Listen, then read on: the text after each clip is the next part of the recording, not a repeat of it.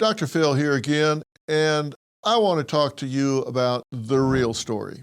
And I think this is something that you're going to have to concentrate on, but I think it's very, very important.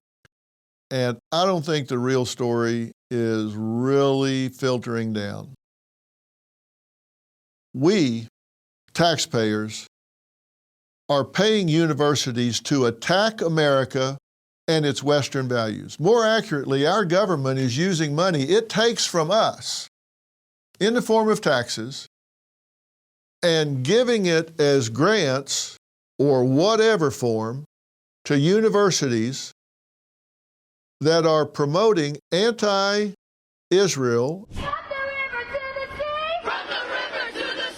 and anti-American ideologies. Now, stopping wasteful spending, like through DOGE, is very important to be sure. No question about that. But even as important or more important is to stop using our tax dollars to subsidize university bloat and intellectual rot that is being taught, particularly at our elite universities, that is just fundamentally helping to destroy America. Now, I want to share with you some evidence on which my statements are based. Now, most universities right now, research universities in particular, are enrolling 2 to 3 times as many graduate students as they are undergraduates. Now, I'm going to tell you why this is a problem and why this is incestuous. The ringleaders of anti-Israeli protest have typically been graduate students. I'm going to quote heavily from an article in the Wall Street Journal, an editorial entitled "Madness at Columbia, Was Your Tax Dollars at Work?" And it was written by Alicia Finley. I thought the main goal of universities was to teach undergraduate students. Colleges, Alicia opines, being resourceful businesses that they are, have boosted revenue by adding pricey graduate programs and enrolling more graduate students. Now, an example is Brown University in December warned of a $90 million budget hole with one proposed solution: doubling the number of residential master's students.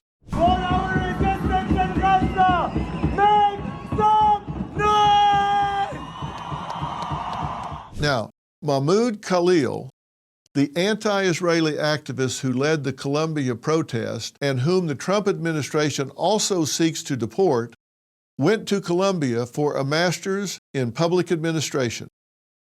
How much did that cost? Well, somewhere between $110,000 to $150,000 a year. Now, universities often waive tuition for graduate students in return for their teaching or assisting with undergraduate classes. Now, such in-kind compensation is normally treated as taxable income. Now, meaning, I think in other businesses, but not so at colleges. But graduate tuition waivers are exempt. Now, what does that mean? Well, we as taxpayers are subsidizing universities, doing all of this by giving them tax breaks. That means that universities get subsidized to add graduate programs and then get subsidized through tax exemptions to have grad students teach undergraduates, where at Columbia, annual tuition is like $71,500.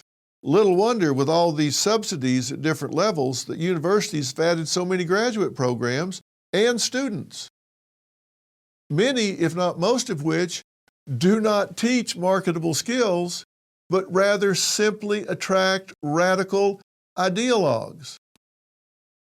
Now, that's why I say it's incestuous. What happens is we get these guys to come in here and they can't afford the tuition, but no problem. It's a trade-out. They're going to teach undergraduate classes where they're spewing antisemitism, where they're spewing pro-Palestinian, pro-Hamas ideology, to our impressionable undergraduates who then go out on the street and start protesting. And colleges around the country are adding master's programs in such fields as social work, humanitarian community development, and Middle Eastern studies, costing six figures to rake in more federal dollars. Federal dollars. And there is more. Our tax dollars actually subsidize buying more land so they can build buildings to house these resident graduate programs. We're buying them land and building buildings that they own with our tax dollars, creating tremendous bloat in the physical growth of the universities that are promoting this anti-American, pro-terrorist rot. Their physical growth is also subsidized by the taxpayers. Where do you think the Fed is getting this money to pay these universities? Washington allows private colleges to raise money via tax-exempt municipal bonds, which are typically reserved for government public work projects. I'm focusing on Columbia because they're really in the news right now. They have issued nearly $1.5 billion in tax-exempt debt since 2002, with most bonds yielding an interest rate between 1% and 2%. And there are still more subsidies from us as taxpayers. Thanks to federal tax breaks, Columbia can borrow at 1% to 3% to finance their expansions, while their endowments grow at 8% a year via non-taxable donations and investment earnings that are taxed at a maximum of 1.4%. Now, you're probably not following all that math, so just let me break it down for you. They're making money off of you and me, and they're spending it to indoctrinate rather than educate our undergraduate kids. Your sons and daughters, your grandsons and granddaughters are going in there and being taught by a lot of graduate students that are not U.S. citizens that we're paying to teach anti-Semitic, pro-terrorist ideologies. With all of our money flowing to Columbia in this many ways, it's little wonder that it has become New York's largest private landowner. Let me say that again so it doesn't go by real fast. Columbia has now become New York City's largest private landowner. And who do you think bought it for them?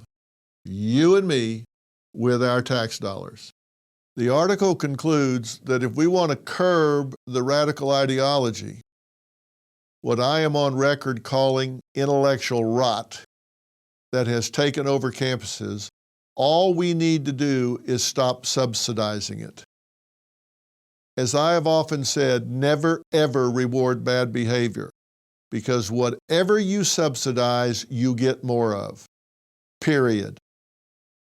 Let's stop subsidizing bloat and intellectual rot at major universities. Now, I want to applaud President Trump and Elon Musk and Doge for turning the spotlight on wasteful spending. It is a crime for our government to take money away from us under penalty of prosecution and imprisonment and then just waste it by spending it on things that do nothing for our common good. Throwing our money away is something that we should definitely ferret out and stop. Hats off to President Trump for his efforts to expose waste and stop it. But what we're talking about now is even more important, and that is stopping the government from spending our money on things that actually harm us, put us at risk, undermine our values and culture and very existence. This happens in lots of ways. For example, our government gave our money to Iran, which Iran then used to wage war against Israel. Similarly, the government is taking money from us and giving it to universities such as Columbia for its use in importing and promoting anti-Israel and anti-American violence and hatred. It is bad enough that they do it. It is even worse knowing that they are doing what they are doing with our money. Our government gives them to do things that affirmatively hurt us all. We need to be raising all kinds of hell about that. That's just not the way the left liberal press is telling it. I'm giving you the real story. Wherever you're getting the real story, make sure you subscribe and follow. Your body is a system, and when it's running right, you feel focused, energized, in flow, but sometimes we struggle to find that flow state. Why?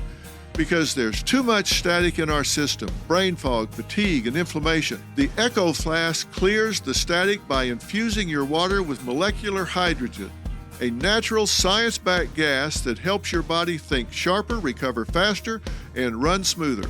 This is more than hydration. It's better focus, more energy, faster recovery, less internal stress, and longer-term benefits that keep you sharp. When your water works harder, your whole system does too. Find your flow state with the Echo Flask hydrogen water bottle and get an unlimited supply of hydrogen water at home and on the go.